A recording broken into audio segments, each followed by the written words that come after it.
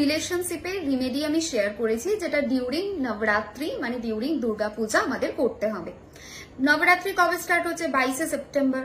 So 22শে সেপ্টেম্বরের পর 9 দিনের মধ্যে যে কোনো দিন করা যাবে, সন্ধ্যা, সকাল, দুপুর, রাত্রি এনি টাইম করা যাবে। সন্ধ্যের পর করলে বেটার, বাট করা তো এনি টাইম যাবে। নাও রিমেডিটা কি রয়েছে? রিমেডিটা হচ্ছে রিলেশনশিপের রিমেডি, অবশ্যই রোম্যান্টিক রিলেশনশিপের রিমেডি। মানে এরকম না যে সন্তানের সাথে মা বাবার সম্পর্ক বেটার হবে এই পার্টিকুলার এটা করে, এই পার্টিকুলার রিমেডিটা করে না। এটা বয়ফ্রেন্ড গার্লফ্রেন্ড, হাজবেন্ড ওয়াইফ, শুধুমাত্র এই সম্পর্কগুলোকেই ঠিক করতে হেল্প করবে। কি করতে হবে?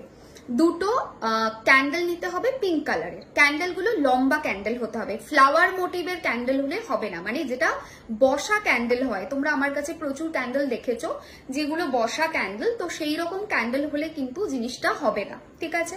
সো লম্বা ক্যান্ডেল হতে হবে, সেটা এইটুকু লম্বা হতে পারে, এত বড়ও হতে পারে, that completely up to you, but লম্বা ক্যান্ডেল হতে হবে।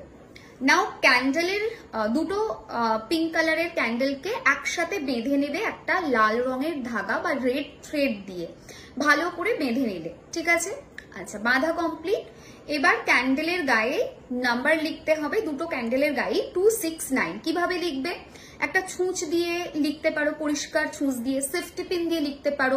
ক্যান্ডেলটার গায়ে লিখবে 269, জাস্ট এতটুকু, ঠিক আছে? সেটাও হয়ে গেল, 269 লেখা হলো। দুটো ক্যান্ডেলের গায়ে লিখতে হবে 269। তারপরে কি করবে? রোজ এসেন্সিয়াল অয়েল একটুখানি দুটো ক্যান্ডেলে লাগিয়ে দেবে। যদি রোজ অয়েল না থাকে, রোজ আতর যদি থাকে তাও হবে, দুটো ক্যান্ডেলের গায়ে লাগিয়ে দেবে। যদি সেটাও না থাকে, তার অল্টারনেটিভ ওয়েতে রোজ ওয়াটার যেটা হয় সেটা অল্প করে দুটো ক্যান্ডেলের গায়ে লাগিয়ে দেবে।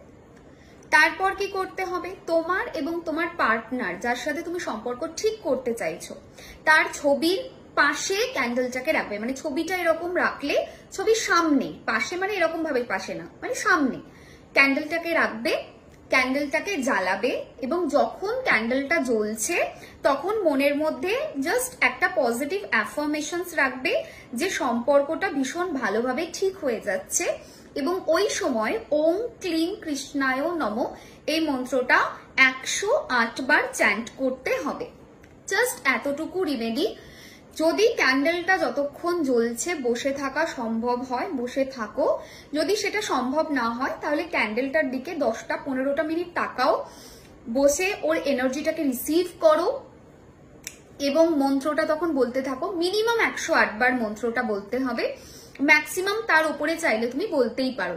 সো আমি সাজেস্ট করবো সবাইকে মিনিমাম 10 to 15 মিনিটস ক্যান্ডেলের সামনে বসো, ক্যান্ডেলের সামনে বসে ওম ক্লিং কৃষ্ণায় নমঃ মন্ত্রটা চ্যান্ট করতে থাকো, অ্যান্ড ভীষণ পজিটিভ একটা থট প্রসেস রাখো যে আমাদের সম্পর্ক ঠিক হয়ে গেছে। এইটা রেখে তারপর কিছুক্ষণ পরে উঠে এসো, ক্যান্ডেলটা পুরো জ্বলে যেতে দাও, ব্যাস রিমেডি কমপ্লিট। তারপর কি করবে? ফটোটাকে পরে তুলে নিও, ঠিক আছে? তুলে তুমি তোমার কাছে রেখে দিও। যদি ফটো না থাকে তাহলে রিমেডিটা করা যাবে না। So photo is mandatory. এখনকার দিনে সবার কাছে মোবাইলে ফটো থাকে, এটাকে একটা প্রিন্ট আউট করিয়ে নিও, তাহলেই হবে, ঠিক আছে? যদি দুজনের আলাদা আলাদা ফটো হয় তাহলেও হবে, যদি দুজনের একসাথে জয়েন্ট পিকচার থাকে তাহলেও হবে। এবার ক্লিয়ার তো? জানিও। আর সবাইকে বলবো, রিকোয়েস্ট করবো, প্লিজ শেয়ার দ্য ভিডিও। অনেক ভালোবাসা, টাটা।